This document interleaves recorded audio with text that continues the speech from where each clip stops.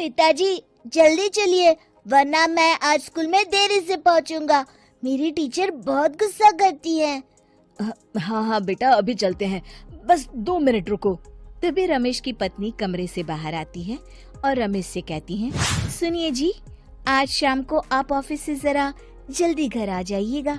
याद है ना, आज आपको मुझे शॉपिंग कराने के लिए लेकर जाना है। अरे भाग्यवान, इस महीने हाथ जरा तंग है। मेरी मानो तो शॉपिंग का विचार कुछ दिनों के लिए अपने दिमाग से निकाल ही दो। मैं तुम्हें अगले महीने पक्का शॉपिंग कराने ले जाऊंगा। अभी मुझे चलना चाहिए, वरना राजू को स्कूल पहुंचने में देर हो जाएगी। देखिए जी, अब आपके ये बहाने पुराने हो चुके हैं। मैं कुछ नहीं जानती। आज शाम को मुझे शॉपिंग करने जाना है, मतलब जाना है। आगे आपकी मर्जी। अच्छा ठीक है भाग्यवान, अब तुम पूरा घर सर पर मत उठाओ, मैं कुछ करता हूँ। इतना कहकर रमेश अपने बेटे राजू को लेकर वहाँ से चला जाता है। घर से निकलने के लिए रमेश जैसे ही अपनी मोटरसाइकिल शुरू करता है, तभी उसकी माँ उसे आवाज देकर कहती है, अरे रमेश, आज शाम को मुझे कुछ पैसे दे देना। याद है ना, मैंने तुझसे कहा था कि मुझे मंदिर में चढ़ावा चढ़ाना है। अरे माँ, मेरी तनख्वाह आने में अभी 10 दिन बचे हैं। अभी मेरे पास बिल्कुल पैसे नहीं है। हाँ, मेरी तनख्वाह मिलते ही मैं तुम्हें पैसे दे दूंगा। रमेश की माँ चिढ़कर कहती हैं, अरे तेरा दिमाग तो खराब नहीं हो गया? मैंने तेरे भरोसे मंदिर के पुजारी जी से वादा कर दिया है और तू कह रहा है कि पैसे नहीं है। अब मैं पुजारी जी को क्या जवाब दूंगी? तुझे तो मेरी इज्जत की भी कुछ परवाह नहीं है। अच्छा ठीक है माँ, अब तुम गुस्सा मत करो, मैं शाम तक कुछ इंतजाम करता हूँ। इतना कहकर रमेश वहाँ से चला जाता है। फिर दोपहर को जब रमेश अपने दफ्तर में बैठा होता है, तब उसे अपनी पत्नी और माँ की बातें याद आती हैं। रमेश अपने दफ्तर के एक साथी मोहन से कुछ रुपए उधार मांगता है। अरे भाई मोहन, मेरा एक छोटा सा काम कर दो, मुझे कुछ रुपयों की सख्त जरूरत है। मुझे कुछ दिनों के लिए क्या तुम रुपए उधार दे सकते हो? अरे रमेश भाई, मैं तुम्हें पैसे उधार तो दे सकता हूँ, लेकिन मुझे वक्त पर पैसे लौटा देना। वैसे भी मेरा मानना है कि दोस्ती यारी में कभी पैसों का व्यवहार नहीं करना चाहिए।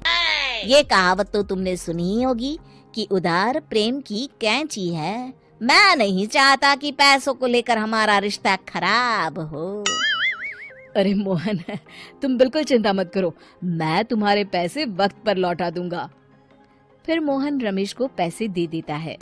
शाम को घर आकर रमेश कुछ पैसे अपनी माँ को देता है और साथ ही अपनी पत्नी को भी शॉपिंग कराने बाजार लेकर जाता है। रमेश की पत्नी और उसकी माँ का स्वभाव जरूरत से ज्यादा खर्चीला होने के कारण दोनों हमेशा बेवजह पैसे खर्च करती हैं। फिर एक दिन, सुनिए जी, अगले हफ्ते हमने छुट्टियों में कहीं बाहर जाने का प्लान बनाया था। आपने पैसों का इंतजाम कर लिया ना? अरे अभी कहाँ, अभी तो मेरे पास बिल्कुल पैसे नहीं है। हम कभी और चले जाएंगे। देखिए जी, मैंने सभी सहेलियों से कह दिया है कि मैं बाहर घूमने जा रही हूँ। अगर मैं नहीं गई तो सब मुझ पर हंसेंगी। आप कहीं से भी पैसों का इंतजाम कीजिए जी।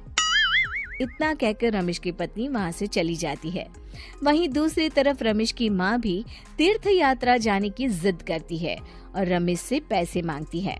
फिर अगले दिन रमेश एक सेठ से पैसे उधार लेकर अपनी पत्नी और बेटे को घुमाने ले जाता है और अपनी माँ को भी तीर्थ यात्रा पर भेज देता है। लेकिन जैसे ही रमेश अपनी छुट्टियां बिताकर वापस आता है, कर्जदार उसका जीना मुश्किल कर देते हैं। इतना ज्यादा कर्ज एक साथ अपने ऊपर देख रमेश काफी परेशान रहने लगता है। फिर एक दिन राजू की स्कूल की फीस वक्त पर न भर पाने के कारण रमेश को स्कूल में बुलाया जाता है। स्कूल के प्रिंसिपल साहब रमेश को सख्त हिदायत देते हैं कि अगर वक्त पर स्कूल की फीस नहीं भरी गई तो उनके बेटे का नाम स्कूल से काट दिया जाएगा। अपने बेटे की स्कूल की फीस भरने के लिए रमेश अपने दोस्त गिरधारी से कुछ पैसे उधार ले लेता है और स्कूल की फीस भर देता है। रमेश की माँ और उसकी पत्नी खर्चे और घर की जिम्मेदारी संभालते संभालते धीरे धीरे रमेश पूरी तरह कर्ज में डूब जाता है और तभी एक दिन दफ्तर में काम करते समय रमेश की तबीयत अचानक बिगड़ जाती है और वो बेहोश होकर गिर पड़ता है। उसे जल्दी से पास के एक अस्पताल में भर्ती कराया जाता है। रमेश के घर वालों को ये बात पता चल जाती है तो वे सभी अस्पताल पहुंचते हैं। अस्पताल के डॉक्टर साहब उन्हें बताते हैं, देखिए, देर रात तक जागने और जरूरत से ज्यादा काम करने की वजह से इन्हें चक्कर आ गया था। बेहतर यही होगा कि इन्हें कुछ दिनों के लिए पूरी तरह आराम करने दिया जाए। रमेश की हालत देखकर उसके बेटे राजू को बहुत गुस्सा आता है और वो अपनी दादी और माँ से कहता है, माँ, दादी, मैं इतना छोटा हूँ, फिर भी मैं इतना समझता हूँ कि पिताजी दिन रात दफ्तर में काम करके पैसे कमाते हैं। पिताजी अकेला पूरा घर संभालते हैं और आप दोनों अपने फिजूल के खर्चों के लिए उन पर दबाव डालते रहते हैं।